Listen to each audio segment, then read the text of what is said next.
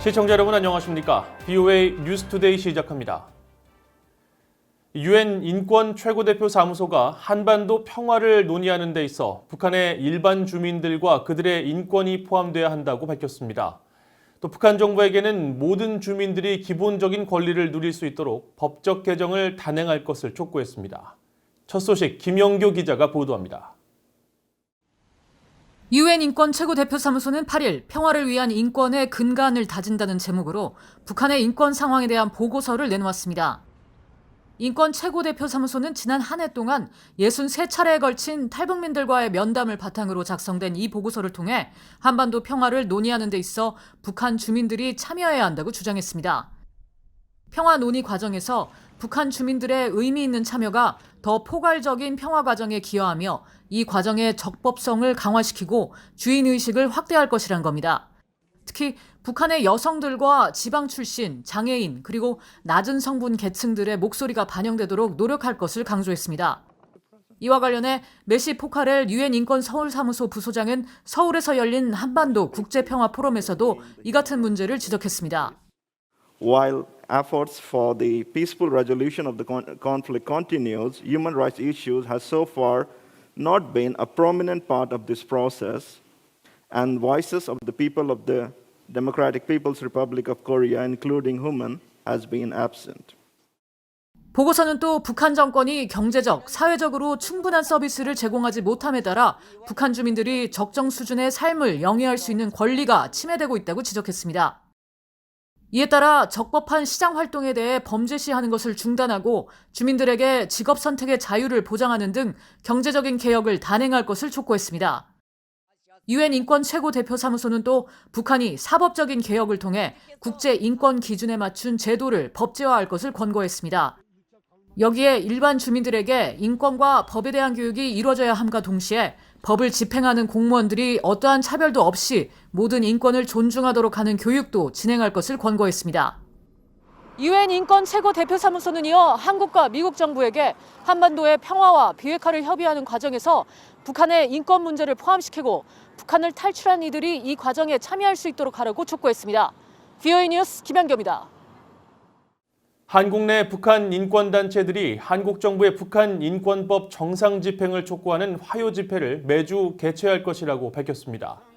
한국의 대북 인권단체인 한반도 인권과 통일을 위한 변호사 모임 한변은 8일 한국 국회 정문 앞에서 집회를 열고 한국의 북한 인권법이 제대로 가동되지 않고 있다는 판단 아래 지난 2014년 10월부터 2016년 3월까지 모두 74차례에 걸쳐 북한 인권법 제정을 위해 진행됐던 화요 집회를 다시 시작한다고 밝혔습니다.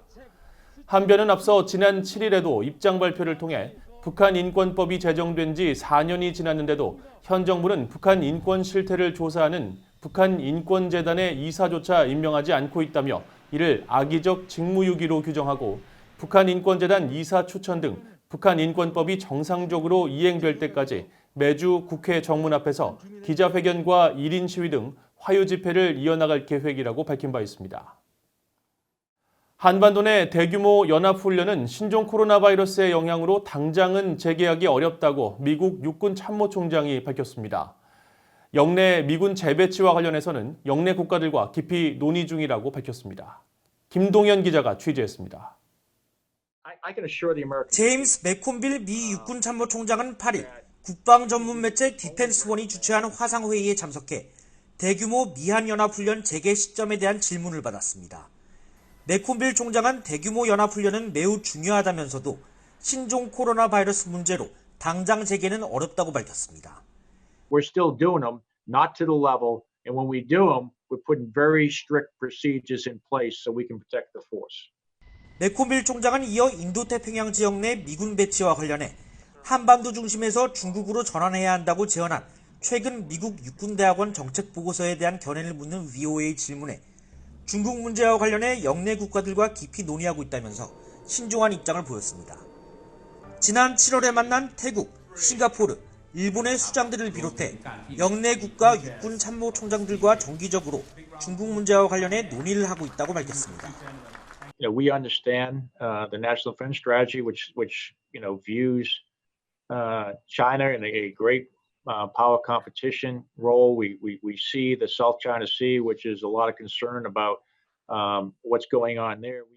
네콤빌 총장은 그러면서 미국은 중국과의 어떤 형태의 분쟁도 원하지 않지만 자유롭고 개방된 인도태평양의 중요성과 공동의 이해를 인지하고 있으며 이는 국제안보 관점에서도 매우 중요한 요소라고 강조했습니다. 라이언 맥카시 미국 육군 장관은 레이건 연구소가 주최한 사전 녹화 형식의 대담에 참석했습니다. 맥카시 육군 장관은 최근 독일 주둔 미군 병력의 일부 철수와 관련해 제기되는 억지력 약화 우려를 일축했습니다. So there is some lead time. Our ability to force project is unparalleled around the planet. Whether that's a light formation or a heavy formation, it's only a matter of days.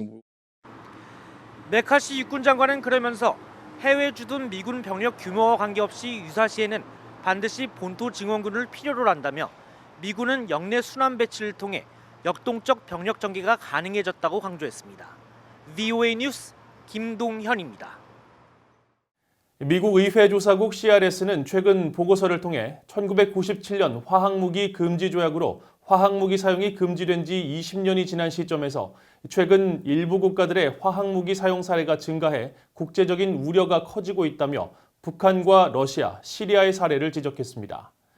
보고서는 지난 4일 갱신한 화학무기 사용 관련 보고서를 통해 북한의 경우 지난 2017년 2월 말레이시아 쿠알라룸푸르 국제공항에서 북한 김정은 국무위원장의 이복형인 김정남이 화학무기 BX 신경작용제로 암살된 사건을 예로 들면서 지난 2018년 3월 국무부가 북한 정권의 화학무기 공격 지시를 적시하고 제재를 단행한 사실을 상기시켰습니다. 보고서는 또 지난달 20일 러시아 야권 인사 알렉세이 나발리 독극물 중독 사건을 거론하면서 최근 화학무기 사용에 대한 책임 추궁이 없어 화학무기 사용 금지에 대한 국제 규범을 약화시킨다는 지적이 나오고 있다고 설명했습니다. 앞서 미국 육군은 지난 7월 북한 전술 보고서에서 북한이 20여 종의 화학무기를 2,500에서 5,000톤가량 보유해 세계 3위의 화학무기 보유국이라고 추정한 바 있으며 미국 하원은 2021 회계연도 국방수권법에 북한의 생화학무기를 급부상하는 위협으로 규정하고 이에 대한 준비태세 강화를 강조한 바 있습니다. 북한에 억류 중인 한국인 6명의 석방을 위해 한국 정부와 정치권이 적극 나서야 한다는 목소리가 미국과 한국 청원 사이트 등에서 계속 제기되고 있습니다. 한국계 청년들이라고 밝힌 청원자들은 지난달부터 미국의 인터넷 청원 전문 사이트인 change.org에 선교사 활동 중 북한에서 체포돼 억류 중인 김정욱, 김국기, 최춘길 씨와 중국에서 탈북민 지원 활동 등을 펼치던 김원호, 고현철, 함진우 씨 등 한국인 6명의 송환을 촉구하면서 북한 인권 문제와 억류 중인 6명의 존엄이 남북관계 유지의 대가가 될 수 없다고 지적하고 한국 정부는 침묵해서는 안 된다고 촉구했습니다. 한국 청와대 국민청원 게시판에도 북한에 억류 중인 6명이 가족과 조국의 품으로 돌아올 수 있도록 한국 정부가 적극 나서야 한다는 청원이 지난 한 달 동안 벌어져 8만 8천 명이 동의했습니다. 또 한국 기독교 청년단체인 위두워크는 최근 강원도 고성에서 서울까지 국토대장정을 통해 북한에 억류된 한국인 6명의 무사 귀환을 기원하고 한국 정부에 이들의 송환을 위한 구체적인 계획을 국민들에게 제시하라고 촉구했습니다. 이상으로 VOA 뉴스투데이를 마칩니다. 시청해주신 여러분 고맙습니다.